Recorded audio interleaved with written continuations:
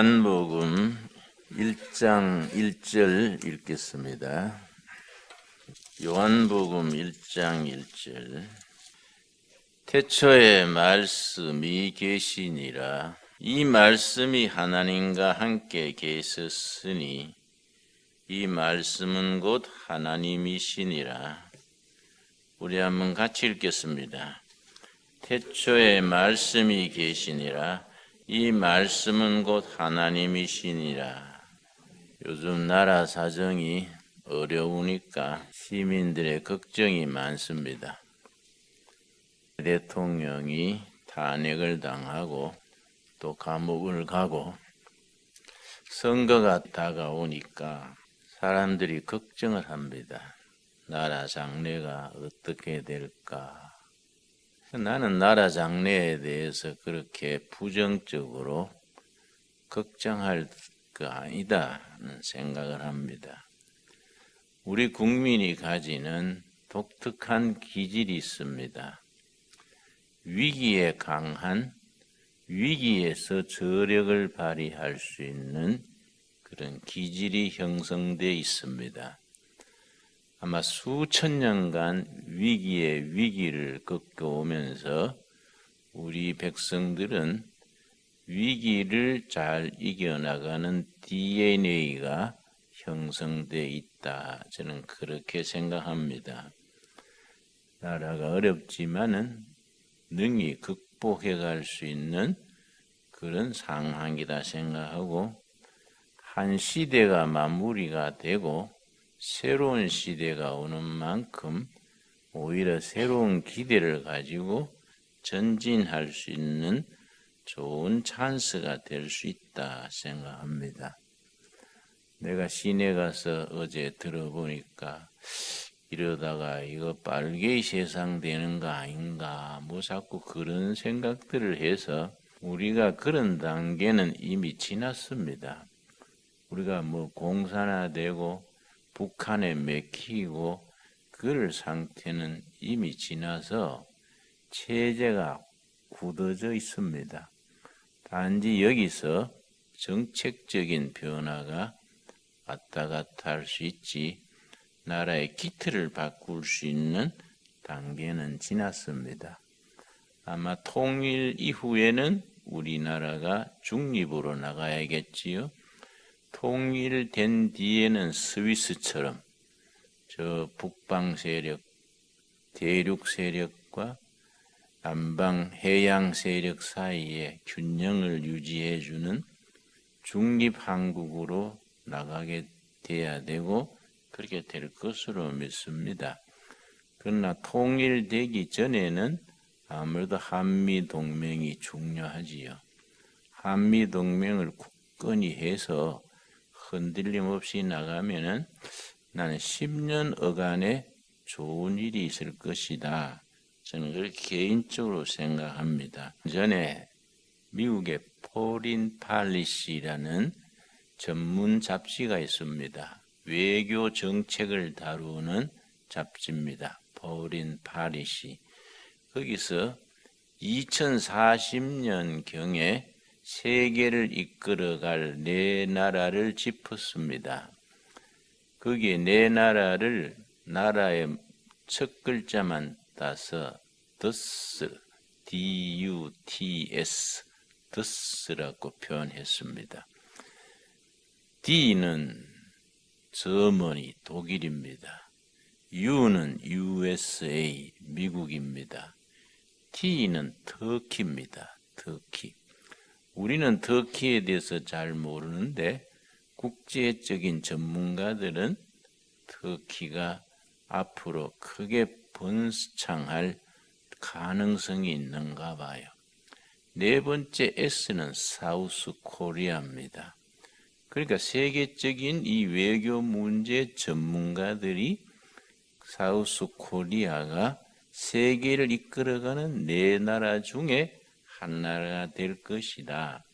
그렇게 전망을 한 그 특집이 있습니다. 우리는 나라 장래에 대해서 자신감을 가져야 됩니다. 특별히 북한에 대해서 우리는 체제로서 승리했습니다. 북한 공산주의, 남한 자유민주주의가 대결에서 우리는 이미 승리를 했습니다. 우리가 완전히 이승만 대통령이 집권할 때에 그 해방 이후 3년간 사회주의 세력이 훨씬 더 강했습니다. 그때의 미 군정청에서 여론조사한 자료에 의하면은 그때 국민 전체의 사회주의 쪽으로 가야 된다가 60%가 넘었습니다. 그때는 자유민주주의에 대해서 선호를 하지 않았는데 이승만 대통령의 업적이 그 점입니다. 물론 부정선거, 4.19 비극을 초래했지만은 이승만 대통령이 세계 최고의 석학을 했습니다. 잔스 홉킨스 대학에서 정치학 학사를 하고 하버드에서 정치학 석사를 받고 프린스톤에서 정치학 박사를 받았습니다.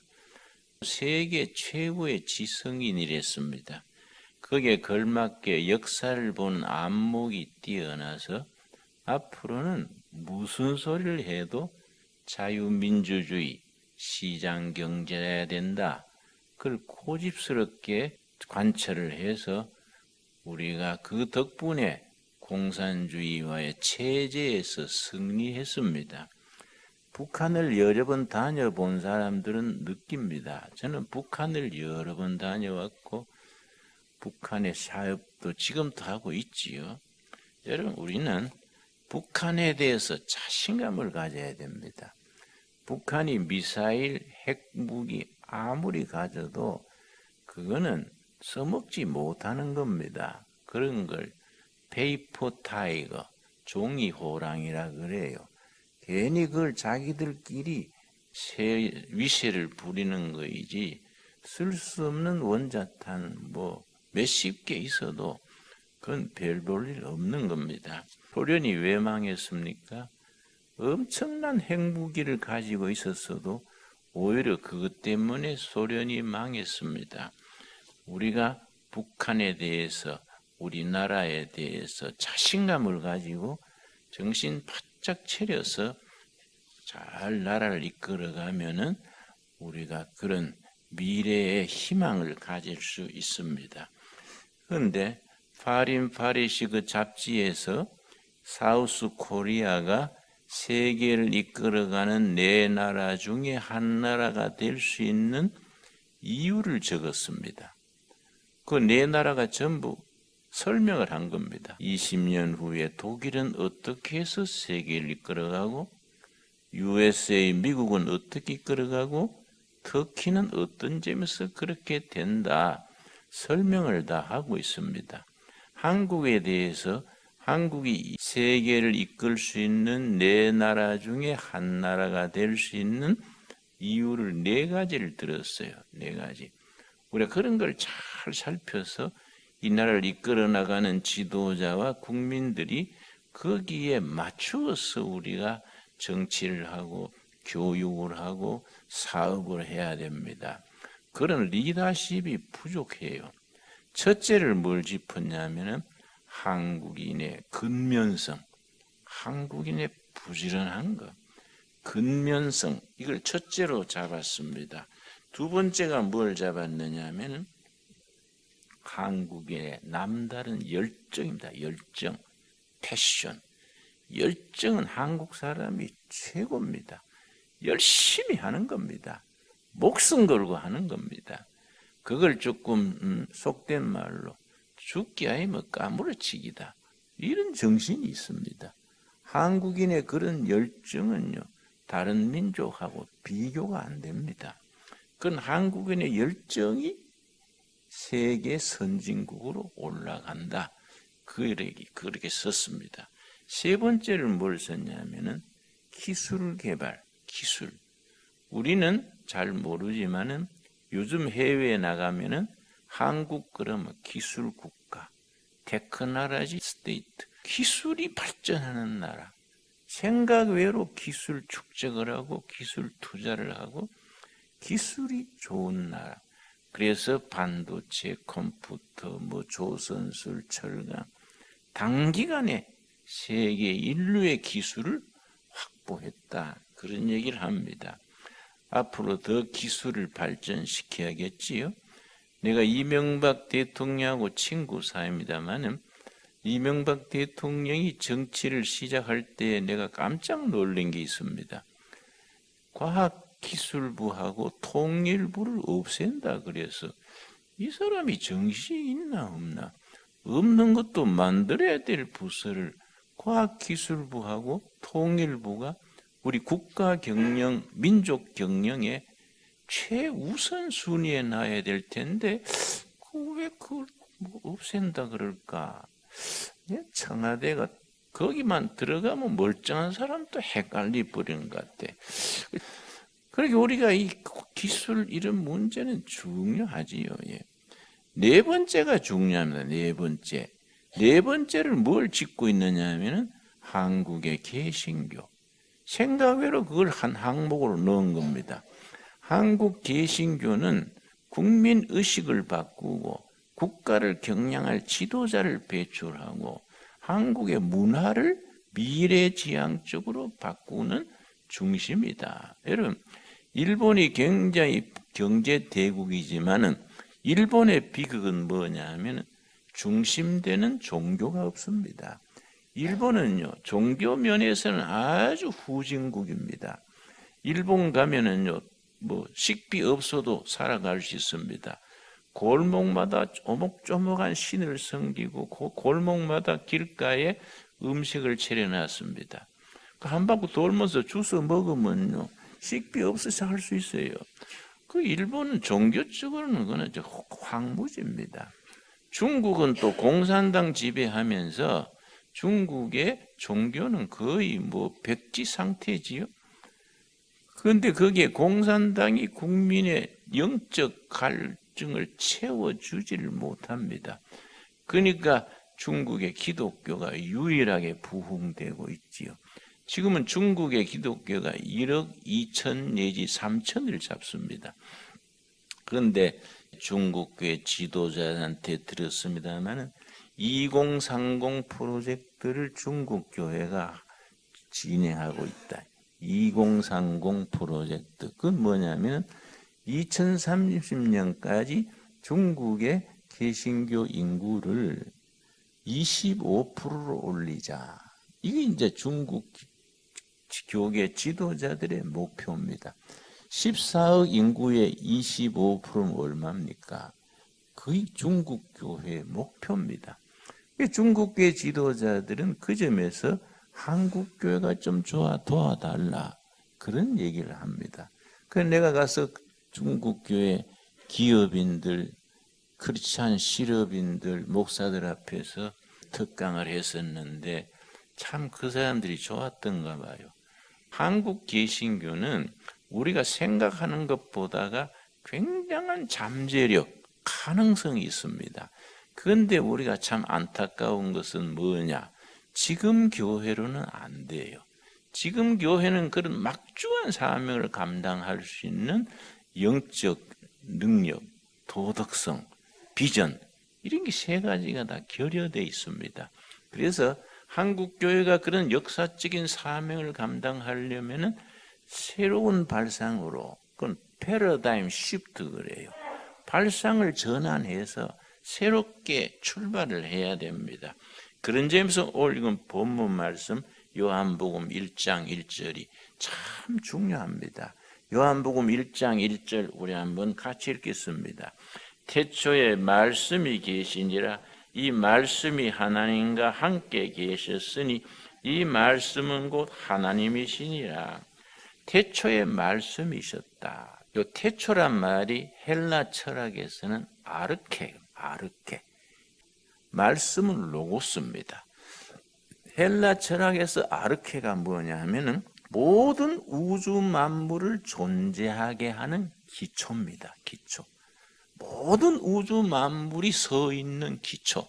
그걸 헬라 철학자들은 파메니데스 같은 분은 존재다, 물이다, 불이다. 헤라크레이토스 같은 사람은 변하다, 변화. 모든 우주 만물의 기본은 변화다.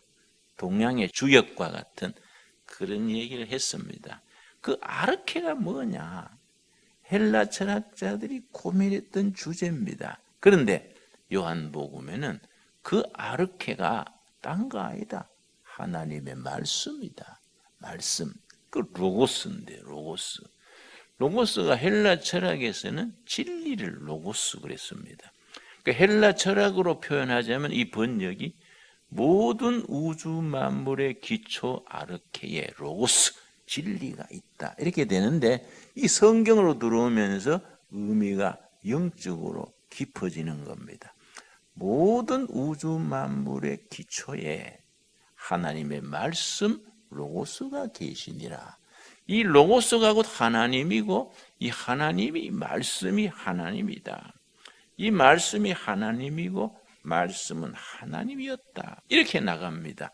그래서 요한복음 1장 1절은 엄청난 진리를 그 속에 담고 있습니다. 그런데 헬라어에서 태초 아르케란 말은 네 가지 의미를 가집니다. 그래서 우리 한국 교회에 우리나라에 요 아르케 네 가지 의미가 꼭 필요합니다. 그래서 우리가 성경을 깊이 있게 묵상하고 생활에 적용을 하고 그 열매를 맺어야 돼요. 여러분 성경은 대충대충 그렇게 들고 다닐 책이 아닙니다. 개인의 구원과 한 나라의 기본과 세계 질서를 일러주는 위대한 책이 성경 아닙니까? 그래서 태초에 아르케 헬라어에서 네 가지 의미를 가지는데 첫째가 모든 우주 만물의 기초 파운데이션입니다. 파운데이션 그러면 자매님들은 얼굴에 바르는 거 생각하지만은 그 파운데이션도 물론 있지만은 모든 만물이 서 있는 기초 파운데이션입니다. 그 위에 말씀이에요. 말씀. 기초에 말씀이 있어야 개인의 신앙도 교회도 나라도 흔들리지 않는데 기초에 돈, 경제 그러면은요 그 개인 그 나라는 흔들리게 마련입니다.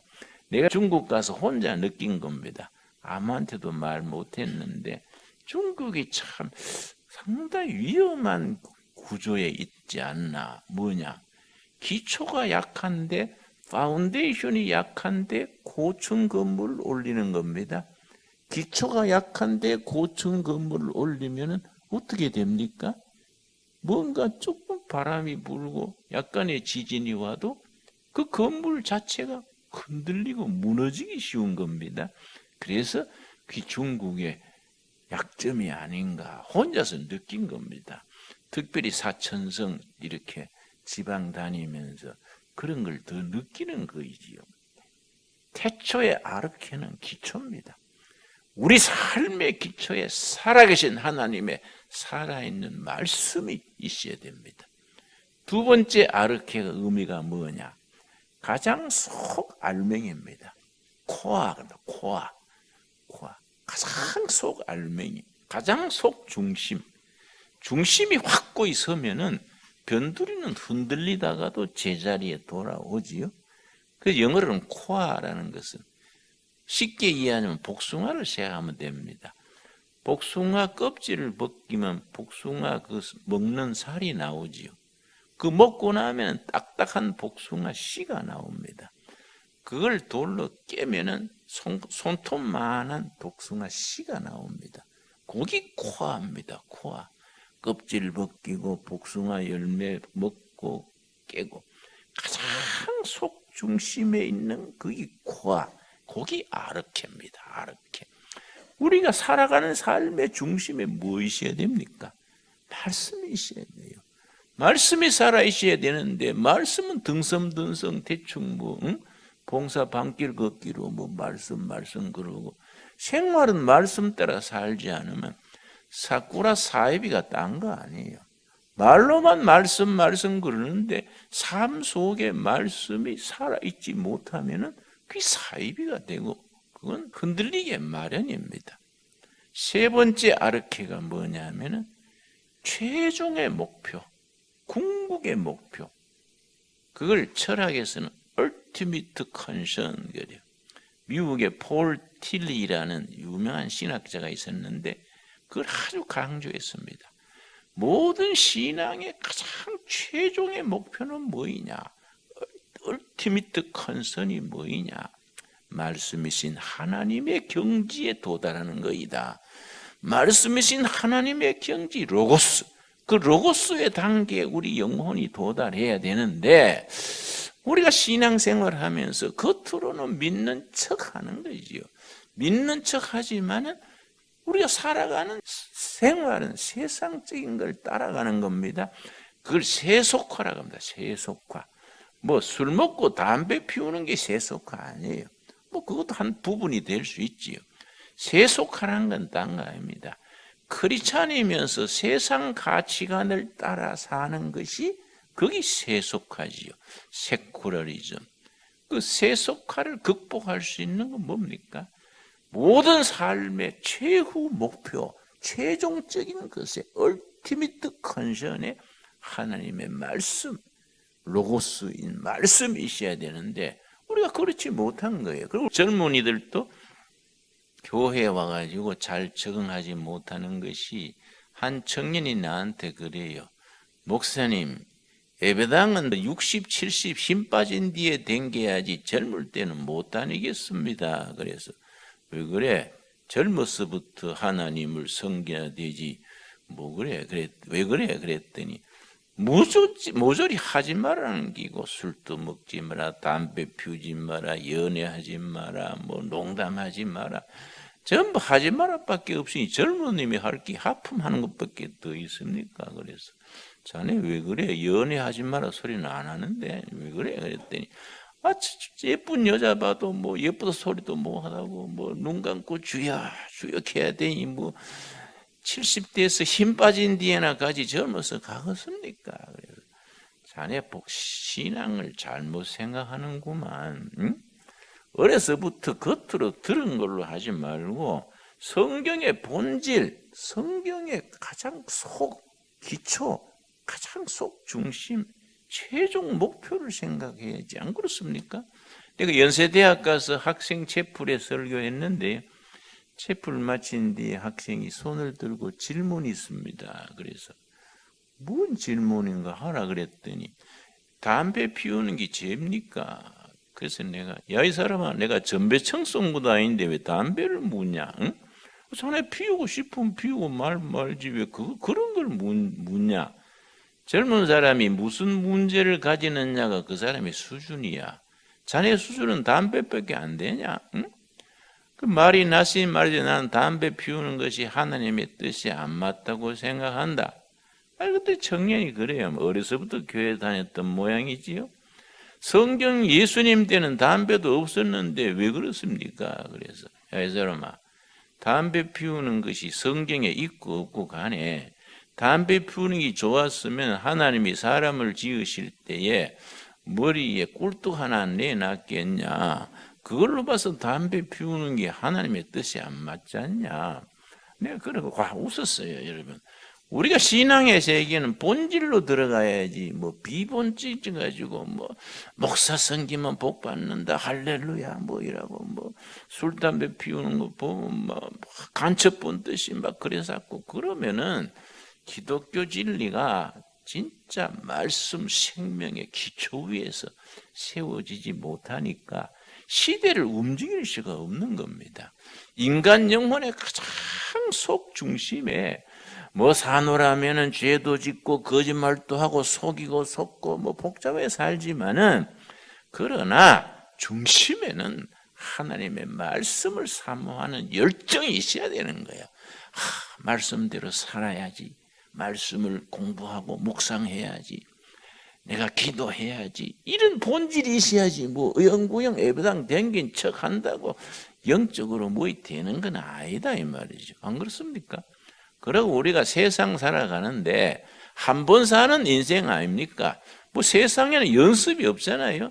한 번 살고 끝나지 뭐 두 번 연습하는 게 없잖아요. 한 번 사는 인생인데 최종적인 목표 ultimate condition. 이것만큼은 내가 목숨 걸고 이거는 내가 지킨다. 최종의 목표가 있어야 돼. 이게 태초 아르케예요. 그 아르케의 로고스, 말씀이 계시니라. 이 말씀이 하나님이니까 하나님이 곧 말씀이다. 그 말씀 위에 서는 신앙이 돼야 되지요. 거기서부터 새로 시작해야 됩니다. 아르케의 네 번째 뜻이 바로 in the beginning, 시작에. 그러니까 요한복음 1장 1절을 번역할 때에 뭐 네 가지 다 번역할 수 있습니까? 그냥 in the beginning, 태초의 시작에 로고스, 말씀이 계시니라. 그렇게 번역하고 있는데 우리가 깊이 묵상하면서 따지자면은 아르케의 의미 네 가지를 다 번역할 수 있었으면 훨씬 더 성경이 실감이 나겠지요. 아르케의 모든 만물, 모든 나라든 가정이든 개인이든 그 살아가는 삶의 파운데이션, 기초에 로고스, 말씀이 있어야 된다. 여러분 아멘 하시지요? 말씀 위에 삶이 서 있어야 돼요.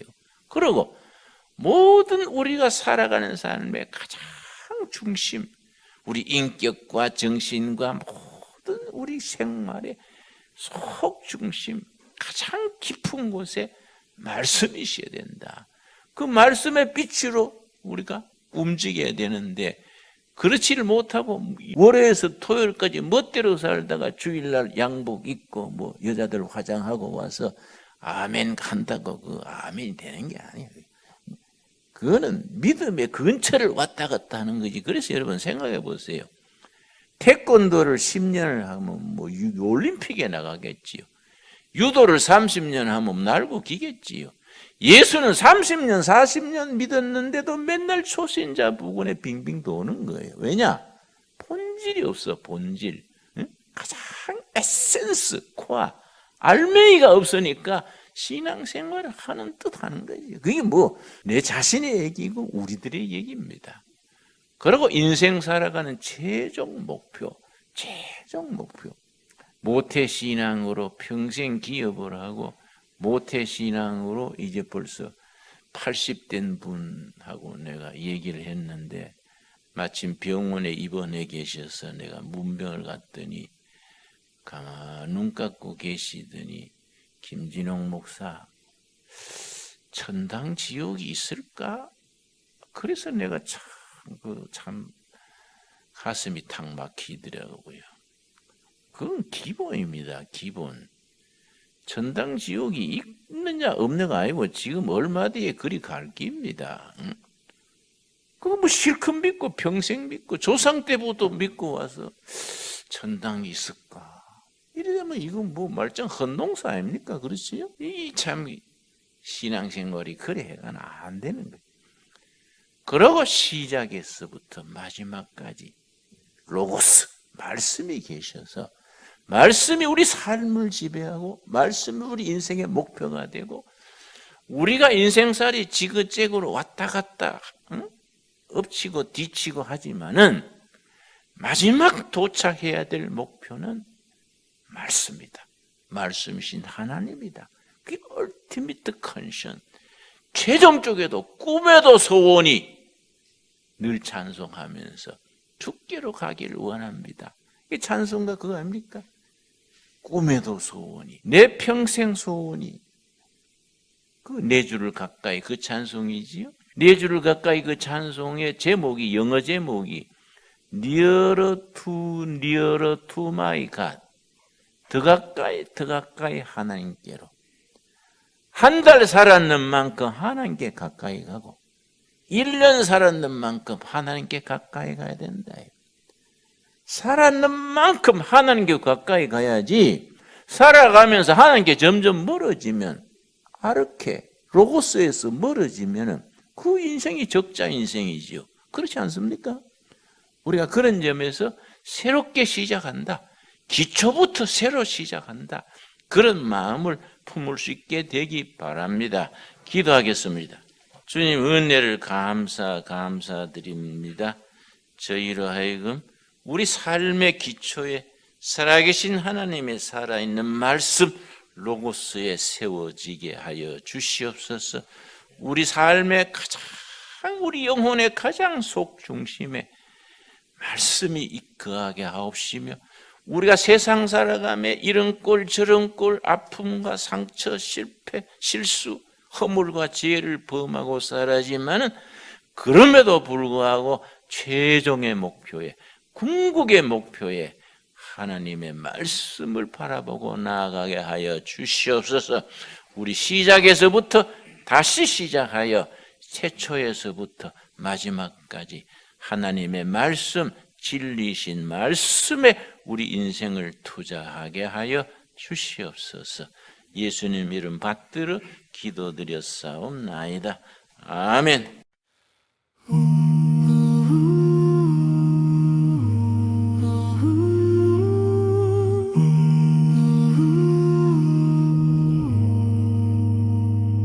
폭풍 같은 구름이 몰려와 바다 너머까지 어둠이 번질 때 우리는 고개를 들어 바라봅니다. 자유의 빛 아직 꺼지지 않은 소망, 흔들리는 밤에도